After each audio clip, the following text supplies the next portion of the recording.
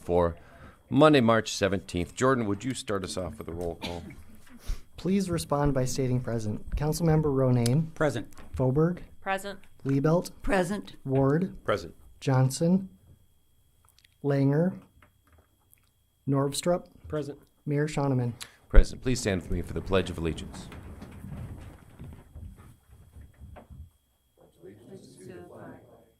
United States of America, and to the republic for which it stands, one nation, indivisible, with liberty and justice for all. Aware of one change to our printed agenda. In Ken's absence, we will push off new business item B, as that was something that he was going to walk us through, and we'll just wait until he is back on that. So I would take a motion to approve our agenda as printed with the amendment of eliminating new business item B. Motion to approve the agenda as amended. Second. Got a motion from Councilwoman Foberg and a second from Councilman Ward. All in favor, please say aye. Aye. Opposed, nay. Motion carries. Next, we've got approval of our minutes. That is from our previous meeting a couple of weeks ago, March 3rd, as well as an amendment to that, which is a result of a payroll section which was slightly incorrect. Move to approve. Second. Motion, Councilwoman Liebelt. Second, Councilman Ward. Anyone have anything in addition to those changes? All right. All in favor, please say aye. Aye. Opposed, nay. Motion carries. No one has signed up for our open forum, so we'll move to our consent calendar, where we've got quite a number of city business items here. And of note, 2 nominating petitions, one for Talmadge Econger, one for Nicole Shutter for the Southwest position, which was vacated in our previous meeting by Councilman Johnson, or excuse me, Councilman Reinbold, not Johnson. We're sticking around with Johnson. But I would take a motion to approve those consent calendar items. Second. Got a motion, Councilman Northrup, and a second, Councilwoman Foberg. Does anyone have anything on any of these? Okay, all in favor, please say aye. Aye. Opposed, nay. Motion carries. As we discussed a moment ago, we've got 2 nominating petitions. New business item number 1, or A, is a discussion regarding filling that vacancy from Councilman Reinbold in the Southwest District. Ron, would you walk us through what the options are and what you think would maybe be a good course of action? Sure, Mayor. With the resignation of Councilman Reinbold from the Southwest District, the charter provision at section 2.06C requires filling the vacancy before the person elected to serve the remainder of the unexpired term takes office. But because Councilman Reinbold's term would expire this July, there really is not an opportunity to hold an election and appoint someone before that time. So the options before the council are 3. And I'm going to also just interrupt real quick and say there is an actual procedure within our handbook now for filling a vacancy if we got to that place. And if the council is inclined to do that, here are your 3 options. The first is to look at what happens with that race right now in the Southwest District. As we sit today, there have been 2 submitted petitions. If at any time, however, that becomes an unopposed position, for example, if a candidate were to withdraw for whatever reason, then the council, one opportunity it would have would be to just simply appoint that remaining candidate. And that can happen whenever that would become open for that. Otherwise, the election to fill that seat is June 3rd. The canvassing of those election results happens that following Friday, and assuming that it's not the kind of election that would be contested, the council could have then just appoint the winner of that canvass. So literally on June 5th, or is it 6th, I'm not sure, but that Friday, you could canvass the election results and arguably appoint and fill the vacancy with that winner. So that would be June 5th. Anytime between now and that time, the council, of course, can follow the formal procedures in the handbook. But because of the short time that we're talking about, I'm not recommending that we do that. I think you have three options. One is to appoint an unopposed candidate for that district, if that were to happen. The second is to appoint the winner of the election on or after June 3rd. And then the last option is simply to just wait until July 1st and let the office be filled by the election winner. So again, if we were talking early in the year and we had a long period of time, but I've done the calculations, there are roughly 11 council meetings that the Southwest District would not have both councilmen for. But under the circumstances, I think we should just go with the option of appointing, if we know that there's an actual winner or somebody who will fill that seat, or you can just choose to wait until July 1st. So the difference between appointing someone on the 6th, which is what I see is the first Friday of June following the election on the 3rd, and just letting that person take on the responsibilities, which would probably be July 7th, we'd be talking about 2 meetings. Right. So I don't think it would be probably a major difference one way or the other, but does the council have opinions on whether or not we would expect that person to serve those 2 meetings? Yeah, and I would say right now with, we have March 25th is the nominating petition deadline. So we do have another meeting the 24th. We will know after the 25th if there potentially might be the ability to appoint an unopposed candidate. So even today, the council doesn't need to do anything. I mean, at the very best, I would say that you just hold off and wait potentially till the April meeting to decide if you're going to do something formal. Okay. Yeah.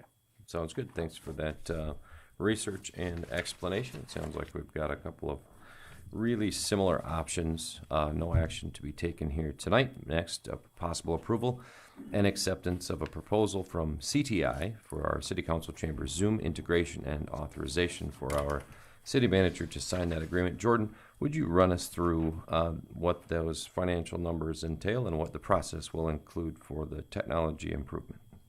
Thank you, Mayor. This proposal from CTI, the approximate cost is $35,000. There are some options for continued maintenance, which staff would recommend. We don't have the payment request within this because it really depends on the scope of the work to be completed. So this project will enhance the council chambers and allow those Zoom participants to have more interaction. They can view presentations that are given in person. We can share more with them, and that participation will then also be captured in our recordings that are shared with the public. We built out this facility in 2014 before, Zoom was part of what we do. We've adapted well with hardware that's very much not ideal, and this will integrate it into the system behind the scenes in a way that it will be seamless. So this, of course, is just to integrate Zoom. We know we have an old system with old parts behind the scenes. When we get those people here, they may have more or different recommendations for us, but staff recommendation and CTI's recommendation is to do what we need to do now to better integrate Zoom. The funding for this would come from special funding from cable franchise agreements that pay for this type of programming, community access programming. So, like I said, $35,000 is the approximate price. We know it may be different. We're coming forward today because it's at that level where council approval is required. We will bring the bill through when it's time, but we just thought we'd inform you of what we're doing. It will really improve the content or the quality of the content that the council puts out, so staff recommends approval. Thank you for that explanation, Jordan. And I know that PEG funds are pretty limited in terms of what they can be used for, primarily equipment surrounding the public access channel itself. Approximately how many dollars are in that account right now? I don't have the exact figure. If you had to approximate within the $100,000 range? I'd say $300 to $350. Thank you. And the 31,259 is their proposal summary. That was the one sheet that I had printed from the thing, but what is the total amount is closer to It's 35,000? approximately 35, and there'd be the maintenance of roughly 4,000 to 5,000. We'll bring those bills forward as they get here and take a look at our system. Sounds good. Thank you for that explanation. Rich, you're all right? All right, sounds good. Mr. Mayor, Go ahead, Councilwoman. who is CTI? And how are they chosen? CTI is the firm that built the conference technology that we currently have. With technology, we don't necessarily have to bid it because it's integrated into our existing framework. It's a very proprietary system. So in order to get that integration, we chose the vendor that built our system. So I believe they're based out of Omaha. They formerly were out of Brookings. They used to have an employee in Aberdeen. They know our system and they know it well. They have diagrams that show where every cord, where every computer, and where every piece of hardware is connected. So we have a company that's very capable of implementing a system that should work well.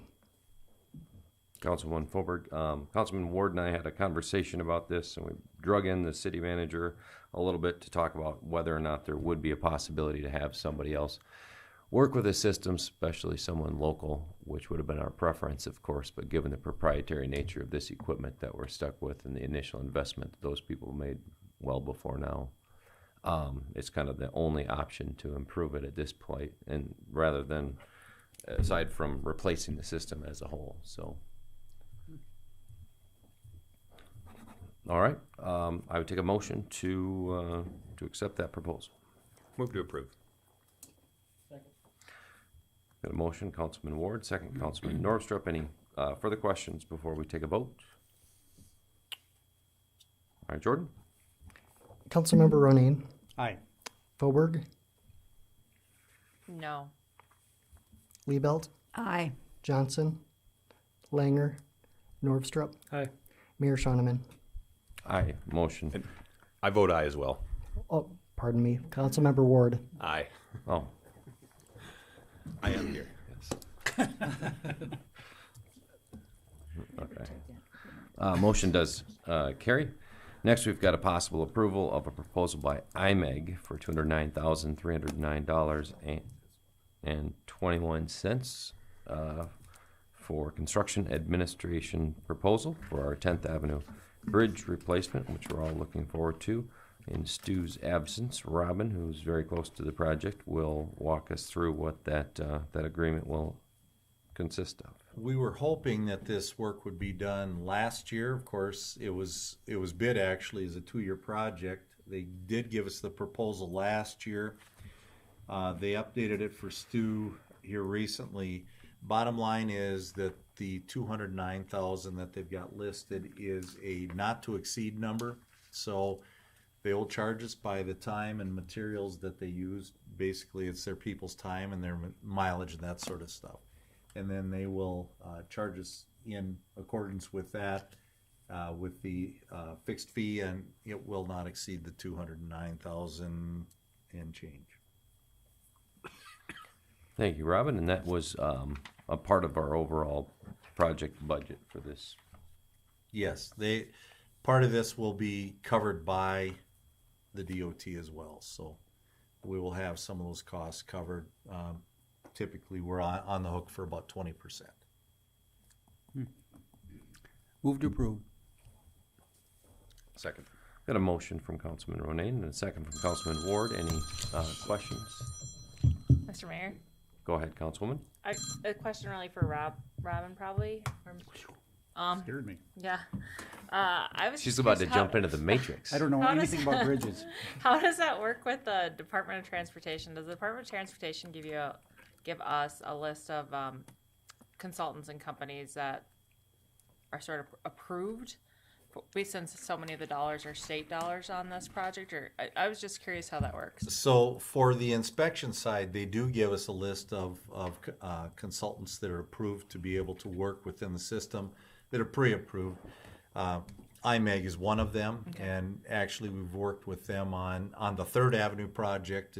They were the engineer both design and the construction engineering side of it. So we've worked with them for many years, and the folks that will be doing the work on it are people we're familiar with and are approved by the DOT. Thank you. And that was Clark previously. Yes. Before it was consolidated into IMEG, and so they have been here locally, and they still have a local presence and have for quite a lot of years. Got our motion, got our second. Any other questions? Jordan? Councilmember Norvstrup, Aye. Ward, Aye. Liebelt, Aye. Fauberg, Aye. Ronayne, Aye. Mayor Shoneman. Aye, motion carries. Next, we've got a possible approval of recommendation on a bid in the amount of $462,963.20 by Jensen Rock and Sand of Mobridge for our mill and overlay improvements. Robin, would you walk us through that? Sure. This project, I believe they've got set for the area down by Melgard South, down past Walmart, by the airport in that area. This is well below the engineer's estimate. Right now, the engineering department is looking for additional candidates. We have, I think, 800,000 budgeted for this. So we would like to maximize the amount of work we're getting accomplished with this. So they are looking for additional work, but we would like at this time to have the price bid by Jensen Rock and Sand approved, and they will come back with some additional change orders at a later time, or the possibility of change order later time. So it's a very attractive bid price, as you can see. I'll move to approve. Second. Got a motion from Councilman Ronayne and a second from Councilwoman Liebelt. Anyone have any questions about this Mr. Mayor, bid? Go ahead. just a Councilman Ward. question for the city manager. I'm just not tracking to approve the bid in the amount of, has the dollar amounts, but then down below, the recommended bid is 190,000. Where am I off here? Okay, the 190,000 is 190,000 less than the original engineering estimate. Gotcha. Thank you. Jordan, would you give us a roll call vote? Councilmember Ronayne, Aye. Fauberg, Aye. Liebelt, Aye. Ward, Aye. Norvstrup, Aye. Mayor Shoneman. Councilman Ward? Oh, he said aye. Okay. Also aye. Motion does carry. I thought we missed him twice. Before we kick over to you, I think I got that one. Rich, I'm going to do the official proclamation of our National Area Seniors game to cut down the waiting on young gal and our audience here. So bear with me while I pull this up. So this is an official proclamation for the city of Aberdeen, whereas the South Dakota Senior Games were established in 1984 and financially supported by the legislature for the first 2 years, and then organization has become a nonprofit organization directed by a board of directors and an executive director and funded through business partners, donations, and registration fees. And whereas the mission statement of the organization reads, we encourage better health and fitness for the South Dakotans over the age of 50 with events that promote physical and social wellness in the spirit of friendly competition. And whereas the South Dakota Senior Games provides opportunities for people 50 and older of all skill levels to compete in 19 athletic and non-athletic events and activities. Athletes can qualify for the National Senior Games at a biennial basis. And whereas the South Dakota Senior Games supports the regional Senior Games in the communities of Sioux Falls, Madison, Box Elder, Rapid City, Custer, Aberdeen, Huron, and Watertown. This year, the organization is celebrating its 41st state senior games in August with a softball tournament in September in Huron, whereas Aberdeen, the South Dakota Regional Games will be held from July 10th through the 12th. I, Travis Shoneman, Mayor of Aberdeen, do hereby proclaim March 17th through the 23rd of this year, 2025, as the National Senior Games Week, and I urge fellow citizens to join me in acknowledging the important role of the Senior Games in promoting health, wellness, and social interaction for our seniors aged over 50. Let's snap a picture of this thing. And since we got our picture before the meeting, I'll pass this along to you. And You can save that for your records. Maybe pass that along for me. Thank you for joining us here tonight. Did you have anything to share? Okay, just the medals. Just participate. Sounds good. Come and If join anybody is us. watching this and they are over the age of 50 and have an inclination, they can visit the website, visit the Senior Games website, and look for the Aberdeen activities. Thank you very much for joining us. All right, now, Rich, we're ready for you. We've got the possible approval of payments to Helms and Associates for two invoices here today. The first is $496 for our airport improvement project, runway rehabilitation and lighting improvements. And the second is $2,153 for our airport improvement project, apron reconstruction phase 2. Rich, tell us about these Helms bills. Thank you, Mayor. The first one is the amount of $496.09, and that is for construction administration to runway 1331 rehabilitation and lighting improvements. And that project is funded 90%, 5%, and 5% local. Airport Board recommends approval on that one. The second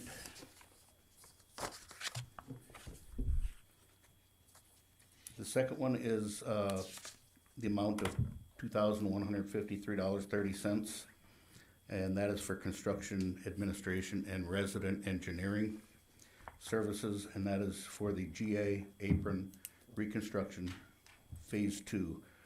That funding allocation is also 90% federal, 5% state, 5% local. And Airport Board recommends approval of that one. Move to approve. Second. Got a motion from Councilman Ward and a second from Councilman Ronan. Any questions on either of these two? Jordan, would you give us a roll call vote then, please? Councilmember Norvstrup. Aye. Ward. Aye. Liebelt. Aye. Fauberg. Aye. Ronayne. Aye. Mayor Shoneman. Aye, motion carries. Next is the approval of the city manager to sign and execute the agreement for professional services, once again with Helms and Associates, and this is for road, or access road and terminal parking lot rehab project. Rich, tell us about this new project we've got going. Oh, yeah, this one will be complete reconstruction of the terminal road and the parking lot. It's gonna involve creating an access road from the weather service side of, I think that's county 14. So we're gonna make sure that we've got plenty of advance media notification to the traveling public on that. And that is, oh, my stuff is out of order here. Did you have a cost on that one, Mayor? Do we in the first page here? $423,465.59. Roger, got it. Okay, yeah, Thank you, Rob. and that project breakout is also 90% federal, 5% state, and then 5% city. And Airport Board recommends approval of that as well. Mr. Mayor, Go ahead, can Councilwoman. you clarify, the access road is just temporary because you're doing the construction on the parking lot? The alternate access road by Yeah. the weather service, that'll be temporary. Yeah, Yeah, it won't and be then- permanent. No, That's the difference between, yeah, got it. yeah, so our access road coming off of Highway 12 is now to do one lane and then have opposing traffic. So what we're gonna do is do the entire road all the way up to and including the front of the terminal. And then as we transition, then we'll be able to do, and at that same time, we're gonna do half of the parking lot. So then we'll just kind of jockey things around, then we'll return that traffic to the two-way traffic that everybody's accustomed to along the main road. Thank you for that explanation. Rich? Jordan? Councilmember Ronayne, Aye. Fauberg, Aye. Liebelt, Aye. Ward, Aye. Norvstrup, Aye. Mayor Shoneman. Aye, motion carries. Next, we've got a possible approval to sign and execute by the city manager the agreement for professional services, also to Helms, for the airport regional terminal renovations. Rich, tell us about this project. Yep, and that one's gonna be for, the, work that goes into the, planning and, administration on that.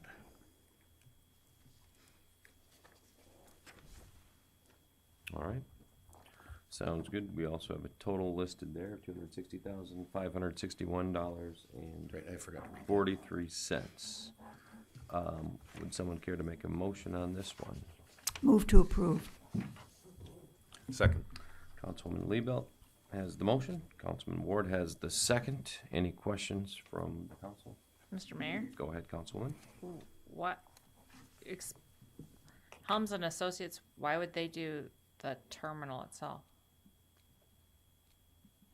I mean, you're talking about the building? The terminal road, Oh, yeah. it says terminal renovations. Oh, yes, so yeah, that's the other, we got 3 projects going on this summer. Yeah. So we've got the GA apron, the terminal road, and then the terminal expansion. But why would Helms and Associates do that? Well, because they're our engineer. I'm not sure I'm following your question. I mean, well, I guess, I thought there was a bill in the legislature to significantly renovate the airport, and it was not funded. No, this is coming So from what is this project? 2024, when the Aeronautics Commission awarded us some money, and then we went after some BIL bill money To do what? to extend the baggage makeup Oh, that area to part, the north. okay. Yep, and then we're gonna move the bag screener to where the baggage makeup room used to be. Okay.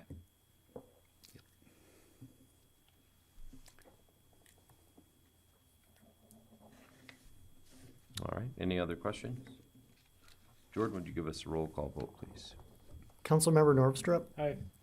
Ward, Aye. Liebelt, Aye. Fauberg, Aye. Ronayne, Aye. Mayor Shoneman. Aye, motion carries. Next, possible approval of payment to Efremson for estimate 6B for $3,083.16 for our rehab and lighting improvements. Rich, tell us about this payment. Yep, so, where do I start? This lighting issue is kind of like the other contractor issue we had. This is not with our current local contractor, but, so part of the troubleshooting process, Airport Lighting Company, ALC, said that we needed to change our constant current regulator for that runway. So we changed that, and in the process of changing that, or testing that regulator, we found that the S1 cutout and the constant current regulator disconnect were badly damaged, and those did need to replace. So this is for Efremson Electric replacing the constant current regulator disconnect and the S1 cutout. And this is also going to be part of that AIP package funded at 90% federal, 5% state, and 5% local. And the airport board recommended approval on this. Move to approve. Second. I've got a motion from Councilman Ronayne, a second from Councilman Ward. Any questions on this one? Is this one about wrapped up then, or it's wrapped up, we're just handling the paperwork at this stage in the game? We're not close to wrapped up. Good. I hate to tell you that, but Well, better to be honest. yeah, Better to be honest. I'll always be honest with you. All right, if there's no further questions, Jordan, would you give us a roll call vote, please? Councilmember Ronayne, Aye. Fauberg, Aye. Liebelt, Aye. Ward, Aye. Norvstrup, Aye. Mayor Shoneman. Aye, motion carries. Next, we've got 2 payments to Mead and Hunt. This will be for approval of those. First is $5,000 for the airport road access project we just discussed, as well as the remodel that we had discussed as well. Rich, tell us about Mead and Hunt. Okay, so whenever there's a project valued at more than $100,000, we have to do an independent fee evaluation, or IFE. We've used Mead and Hunt in the past, and you know, they've what they do is they'll evaluate the current engineering costs against what they think it should cost. So if it's within 10%, then we're okay to use the selected or the selected engineering firm. So we sent both of these to Mead and Hunt, and they were less than 10% between Mead and Hunt's IFE and Helm's recommendation. And those were the $423 and the $260,000 estimates. Correct. Yep, the terminal remodel project and the terminal road and asphalt parking lot. Thank you for that So- explanation. It's good to get a second set of eyes on those things, of course. One other thing I should mention is these are both reimbursable costs through the grant. So it's not like the city's out money. So an airport board recommended approval. Move to approve. We've got a motion from Councilman Ward and a second from Councilman Norvstrup. Any questions? Jordan? Councilmember Norvstrup. Aye. Ward. Aye. Liebelt. Aye. Fauberg. Aye. Ronayne. Aye. Mayor Shoneman. Aye, motion carries. Thank you, Thanks for Councilman. joining us, Rich. Always good to see you. Thanks for your time on these items and projects. Next is a review and approval of our bills list published here in the packet distributed. I take a motion to pay the bills. Move to pay the bills. Second. Motion Liebelt, second Ronayne. Jordan? Councilmember Ronayne. Aye. Fauberg. Aye. Liebelt. Aye. Ward. Abstain? Councilmember Norvstrup. Aye. Mayor Shoneman. I will abstain, but the motion does carry, and the bills will be paid. Next, we've got our city manager's report. Robin, what have you got for us? Welcome back, first of all. Got back yesterday, had a lot of fun in the sun, but I am glad to be back. Just wish it were a couple degrees warmer. It's a little shocking to the system. It was 73 when I left Florida, and it was not 73 when I got back. So, but we'll get through it. Two items. Basically, we had Marie made sure my schedule was good and full today, and so I had the opportunity to do a 5-year certificate of appreciation for one of our patrol officers by the name of Clayton Innes, so 5 years for him. And I also did a 25-year certificate for Deb Cornelius in finance. So Wow. Deb's been here 25 years, and we weren't able to come up with any embarrassing stories for any of them, so it's been so far a successful career for both of them. So that's all I've got for today. All right. Well, thank you, Clayton. Thank you, Deb. Appreciate that. We will have an executive session here momentarily. I see. Mr. Mayor? Oh, go ahead. Just one thing, if I could just read real quick. So just wanted to take a moment to acknowledge an oversight on my part. I was recently reviewing the Aberdeen Development Corporation's revolving loan documentation and learned that climate control is a present client of the ADC, has been since I began my employment there, starting on November 12th of last year. I'm working with Ron and Jordan to identify any votes I made on the matters involving climate control. But I am confident that any votes I made did not impact the outcome of climate control matters, as the council votes were likely unanimous, I believe.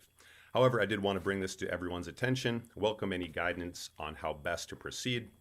Moving forward, to ensure transparency and avoid any appearance of a conflict of interest, I will be abstaining from all city matters involving climate control and, as you guys have noticed, approval of the city's bill list as well. This approach not only simplifies the process, but ensures confidentiality for any potential ADC clients that also work with the city.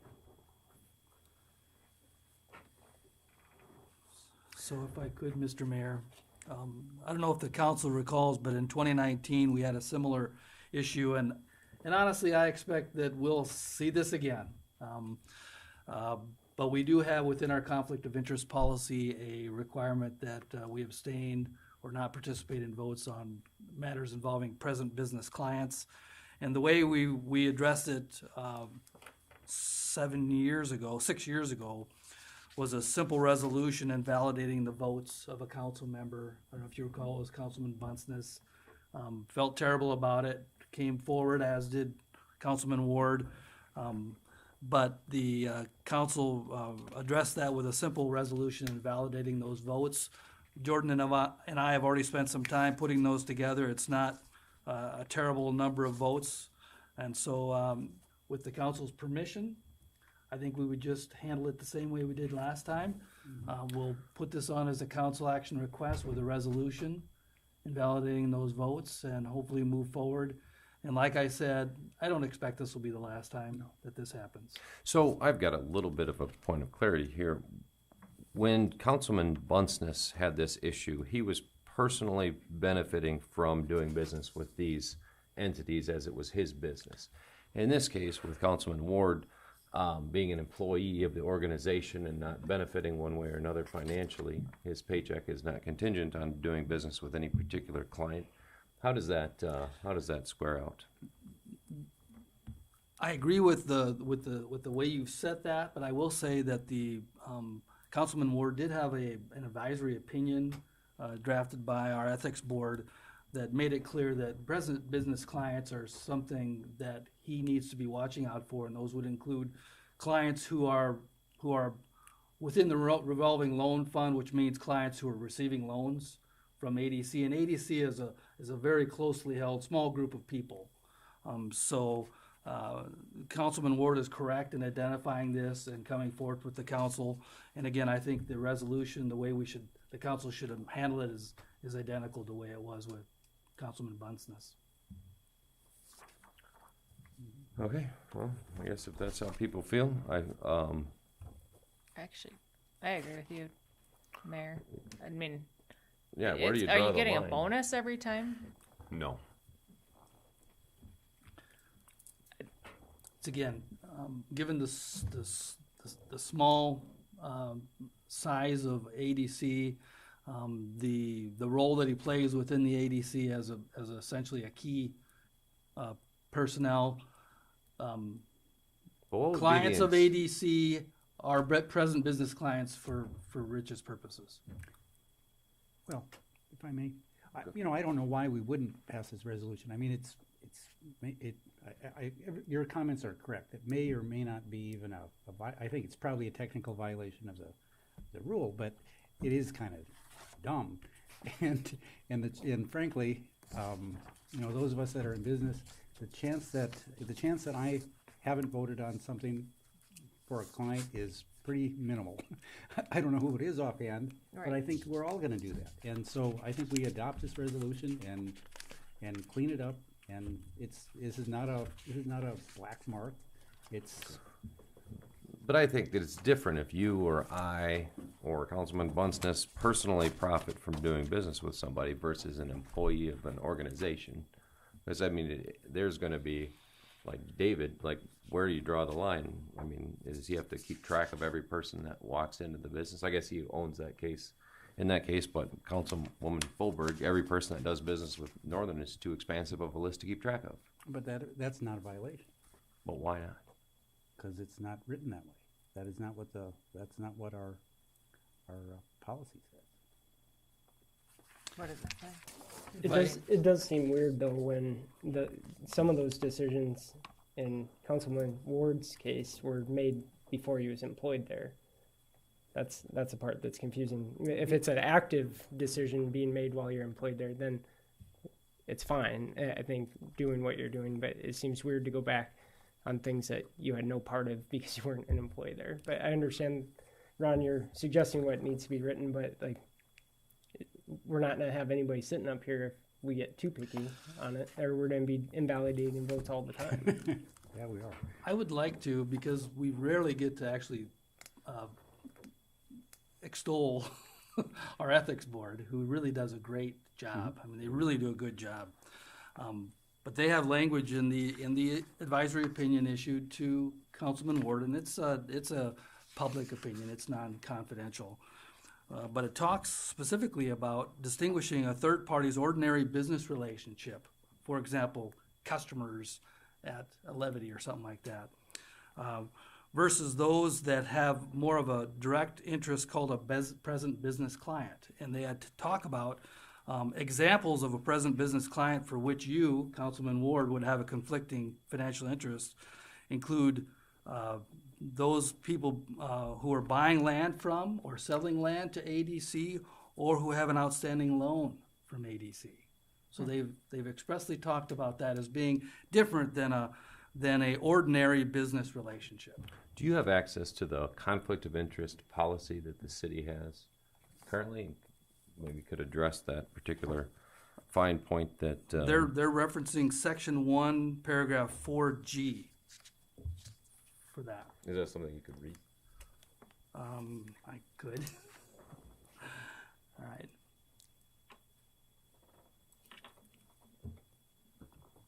And Mr. Mayor, while our attorney's pulling that up, I agree with what you guys say. I simply do think it is, it's an oversight on my part. I don't think I was not conflicted. I'm not getting paid, of course, for this, but it is something I went to the Board of Ethics. I wanted to do that when I was coming onto the council, or when I was taking this job.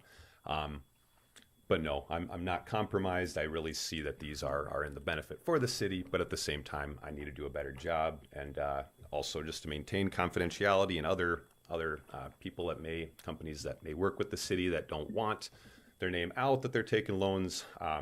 It's kind of why I've been abstaining from payments for the last couple of weeks, and I plan to do so. I also need to have better diligence and just make sure I've abstained from some of the new revolving loan funds that we've worked. You guys have seen that. The past ones, that's a trickier one, but yeah. So I have located the provision, and it's in our conflict of interest policy, paragraph 4G, says council members shall not participate or vote in matters that come before the city council directly involving the interest of a present business client or customer of any council member, or the interest of a person or entity who has been a business client or customer of any council member within the prior 12 months. And here they're talking about customers of a certain size, But it dollar doesn't amount. specify that the person has to have a financial interest in the organization that is conducting the business itself. He's an employee. Present business client of that. Again, they've identified, because of the small shop that ADC is, that's why. It's interesting. Okay, well, I think that these things should make common sense. And I don't feel like that's the case in this case, but I appreciate your going above and beyond to make sure that you're dotting your I's and crossing your T's, Councilman Ward. We shall see who gets ensnared by it next, I guess, is the long and the short of it all, because we all work for somebody and we all do business with a lot of places in this, that it should make sense. So on that note, you can add that resolution to a future meeting, and we'll take a vote upon it. At this time, Senator Perry, I see that you've joined us tonight. You didn't sign up to speak at the open forum. Do you have anything to share with the group before we go to our executive session? Don't feel obligated or pressured. I just see that you're here. I can just say that I'm really proud of Aberdeen. You guys do a fine job, other than getting caught in the quagmire once in a while like you are right now. You guys are doing pretty darn good. Thank you. Thank you, Senator. Appreciate that. I'd say that the quagmire is maybe a bit of an overstatement here, but so with that, we'll take a few moments to clear the room to make way for our executive session, which will involve a field trip, if I'm not mistaken. So it'll be a special one. Special.